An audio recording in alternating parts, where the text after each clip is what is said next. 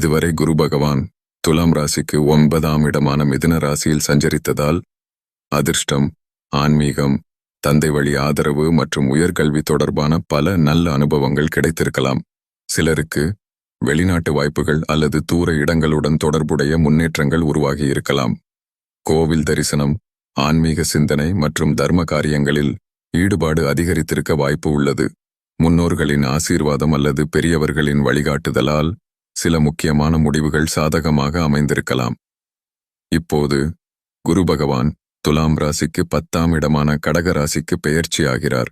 இந்த பெயர்ச்சி தொழில், பதவி மற்றும் சமூக மரியாதையில் முக்கியமான முன்னேற்றத்தை தரக்கூடியதாக அமையும். வேலை மாற்றம் அல்லது பதவி உயர்வு வாய்ப்புகள் உருவாகலாம். நீண்ட நாள் முயற்சிகளுக்கு இப்போது நல்ல பலன் கிடைக்கத் தொடங்கும். வியாபாரத்தில் வளர்ச்சி அதிகரிக்கும். புதிய திட்டங்கள் மற்றும் விரிவாக்க வாய்ப்புகள் கிடைக்கலாம். சமூகத்தில் மரியாதை மற்றும் மதிப்பு உயரும். சிலருக்கு அதிகாரம் மற்றும் செல்வாக்கு அதிகரிக்கும் சூழ்நிலை உருவாகலாம். மேலதிகாரிகள் மற்றும் முக்கிய நபர்களின் ஆதரவும் கிடைக்க வாய்ப்பு உள்ளது.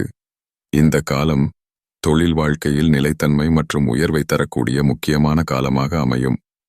துலாம் ராசிக்காரர்களுக்கு இந்த குரு பெயர்ச்சி தொழில் முன்னேற்றம், பதவி உயர்வு மற்றும் சமூக மதிப்பை அதிகரிக்கும் சிறப்பான காலமாக இருக்கும்.